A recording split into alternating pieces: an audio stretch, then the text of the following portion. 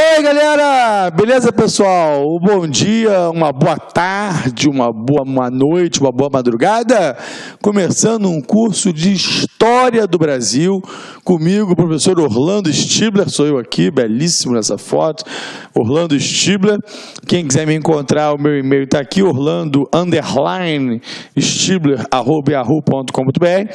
Sou professor de História, como pode demonstrar até minha tatuagem, maluco, né? Eu fiz isso na faculdade. E eu dou aula de História e dou aula de Atualidades, mas para este momento eu gravarei um curso de História do Brasil completo, né? Brasil Colônia, Brasil Império e Brasil República. Vou pegar esses três períodos da história do Brasil num curso de aproximadamente 15 horas, que eu acho um tempo bastante adequado, para ver os principais temas, os principais assuntos dessa nossa rica história, que começa não no Brasil, mas em Portugal.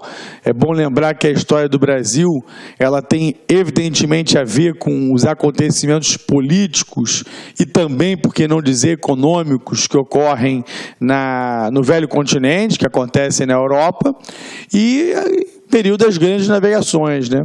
O período em que especialmente Portugal e Espanha, se aventuram no Oceano Atlântico até que a América é descoberta e uma nova etapa da história universal se inicia, né?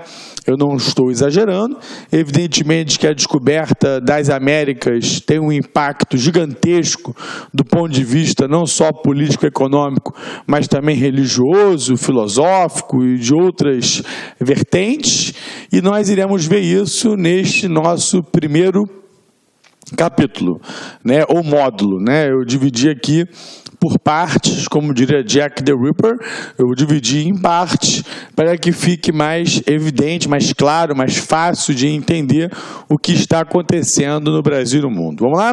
Quer dizer, no Brasil, né? Mas também na parte europeia aí, já que o mundo tem a ver com essa história toda. Bom, primeiro capítulo, Portugal e o Atlântico Sul no início dos tempos modernos. Tá legal? A questão é o seguinte: tem muito texto aqui e tal, depois vocês vão ter os slides, que aí dá para vocês lerem mais. Eu vou ler menos aqui e vou falar mais, ok? E aí depois vocês, né, com calma em casa, podem ler os slides aí nos seus detalhes. O que acontece é o seguinte: nós estamos vivendo, nesse momento, o final do século XV, né, e o início do século XVI. E esse é justamente o período da transição do feudalismo para o capitalismo. É a transição da Idade Média para a Idade Moderna. A Europa, que era extremamente rural, né, ligado ao campo e ligado às trocas comerciais, às feiras comerciais de produtos especialmente agrícolas, ela começa a mudar quando renasce o comércio.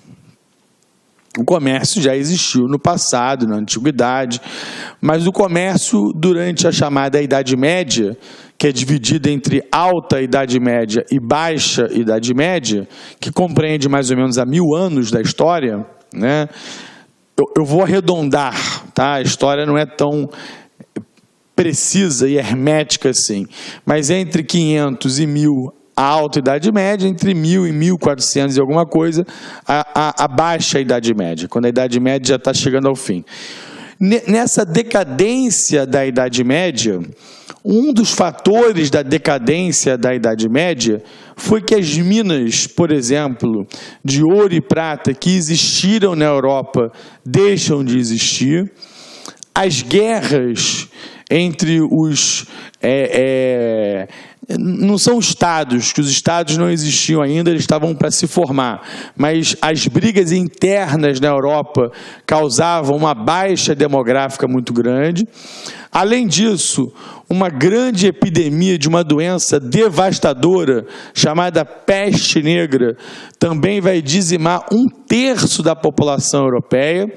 Então, esses fatores, além de mudanças climáticas que abatem a produção agrícola da Europa, farão com que o feudalismo entre em declínio. E concomitante a isso, o comércio renasce. E o comércio renasce a partir de cidades como Gênova, Veneza, cidades italianas, né, que ainda não existia a Itália, o Estado italiano só vai se formar no século XIX, mas que foram importantes cidades para que o comércio se revitalizasse. O mar Mediterrâneo, né, não sei se aqui é um mapa, na verdade, da Ásia, né? O mar Mediterrâneo virou um palco fundamental para o comércio, até porque essas embarcações atravessavam o mar Mediterrâneo em busca de mercados. Esse mapa não vai pegar, esse mapa não está legal para mostrar o que eu quero mostrar. Vai principalmente chegar a cidades no que hoje a gente chama de Turquia. E a partir dali vão comprar produtos e revender na Europa. Então o comércio ele se revitaliza a partir principalmente de genoveses e venezianos, né? Veneza, no norte da Itália, uma cidade eminentemente comercial, né? Na verdade é um arquipélago ali, Veneza, são várias ilhas. A principal é onde fica a cidade de Veneza, né? Belíssima, com a sua praça de São Marco, etc. e tal. Bom, e aí, só para adiantar, e aí vou mostrando nos slides o que eu estou falando, um segundo momento será justamente quando grandes nações que vão se formando nessa época, especialmente Portugal e Espanha, entram no negócio. E eles entram no negócio no momento em que o mar Mediterrâneo não é a melhor opção para navegar e fazer comércio. Isso porque diversos piratas começavam a agir no mar Mediterrâneo e os portos na Ásia, aonde essas embarcações portuguesas e espanholas chegavam, não eram tão amistosos assim e os preços não valiam tanto a pena. Então, Portugal, especialmente, e depois a Espanha, mas primeiramente Portugal, terão uma grande ambição, que é chegar, agora sim o mapa vai ser bom, chegar até as chamadas Índias, que seria a própria Índia, seria a China, seria regiões como a Tailândia, né, essa região toda daqui, sem ter que passar pelo mar Mediterrâneo. Então, o grande desafio vai ser fugir do mar Mediterrâneo e conseguir chegar diretamente aos locais fornecedores de produtos, que nós vamos chamar de especiarias, que seriam absolutamente lucrativas na Europa. Produtos que a Europa não conhecia, produtos que a Europa pagaria bem, que os consumidores pagariam bem, e que faria com que a Europa crescesse novamente. Já que a Europa rural, já que a Europa que se ruralizou, que nem sempre foi tão rural, ela se ruralizou ao longo do tempo, que ela voltasse a ter o comércio como uma das grandes atividades econômicas. É bom lembrar que a indústria ainda não existe. Nós não temos ainda a Revolução Industrial, que vai marcar a história principalmente da Inglaterra no século XVIII e que vai transformar o mundo cada vez mais. Nós tínhamos lá as manufaturas, as corporações de ofício, que você fazia os produtos de forma manual, etc. e tal, mas o comércio é que vai dar uma força à Europa. Quando produtos dos mais variados tipos chegarão à Europa e, inclusive, produtos nunca vistos. Produtos exóticos, né? Produtos que vão ser chamados de especiarias, tá certo? Então, só para começar, resumindo o que eu acabei de falar, eu quis dizer o seguinte: a descoberta do Brasil, que é onde a gente quer chegar, né? Onde eu quero chegar, tem a ver com as grandes navegações. Tem a ver com esse momento de uma Europa em transformação. De uma Europa que sai do feudalismo, que é eminentemente rural, para o capitalismo, que tem outras atividades comerciais, em especial o próprio comércio. Perfeito? Eu vou mostrar isso mais em detalhes para vocês. Eu vou ler poucos os slides, tá certo? Não foi uma aula meio chata, né? Você depois lê com calma aí o que tiver escrito aí. Aqui alguns produtos que vêm lá das chamadas Índias. Índias, galera, algumas coisas eu vou ler. Índias, na verdade, era um termo genérico para o que a gente chama hoje de Ásia. Tem até um país hoje que se chama Índia, mas Índias era um termo genérico para mostrar o que não era a Europa. Tanto é que o nosso silvícola, tanto é que o nosso habitante pré-Cabral, pré-Portugal, é chamado de quê? De índio. Então era um termo genérico e que serviu para batizar um país chamado Índia e também para batizar aqueles habitantes que não eram da Europa, os chamados índios, mais ou menos como os romanos faziam com os que não eram romanos. Na época do Império Romano, os chamavam de bárbaros, os francos, os anglo-saxões, ou seja, todos que não eram romanos. E aí aqui, alguns países que a gente chama de Índia, ou seja, de Oriente, que é a própria Índia, Paquistão, Bangladesh, Mianmar, Nepal, Butão, Sri Lanka, Maldivas, Indonésia, Tailândia, Camboja, Laos, Vietnã, Brunei, Singapura, Filipinas, Timor-Leste, Malásia. Então é toda aquela parte da Ásia. É ali que era o grande foco comercial. Ali que era interessante buscar produtos que teriam um valor de revenda muito grande na Europa. Produtos como, por exemplo, canela, açafrão, anis, noz moscada, cravo da Índia, pimenta do reino, dentre outros produtos. Tá? Eu trouxe aqui a ilustração de alguns desses produtos que eu citei para vocês. Então, um detalhe importante para estudar a história do Brasil, porque a história do Brasil começa aqui, é saber o que são essas especiarias.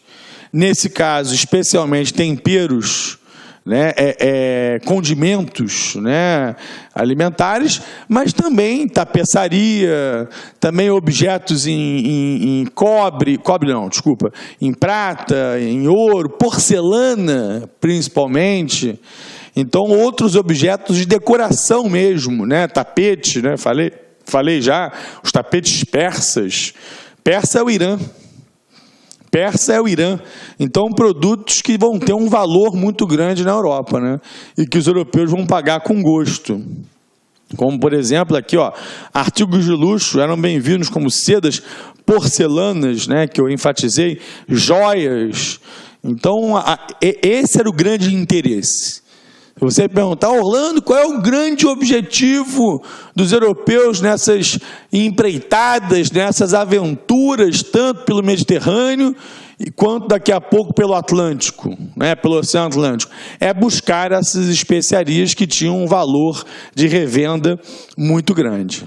Então, o objetivo era esse. Essas eram as especiarias, tá legal? E você vê que eu não estou falando de Brasil. Já há alguns mapas antigos, olha que interessante, que indicam que há terras para o lado oeste de onde nós estamos falando. Porque, pegando a Europa, as Índias estão a leste. Já há alguns mapas que falam de que há algo para o lado oeste, mas nenhuma certeza absoluta.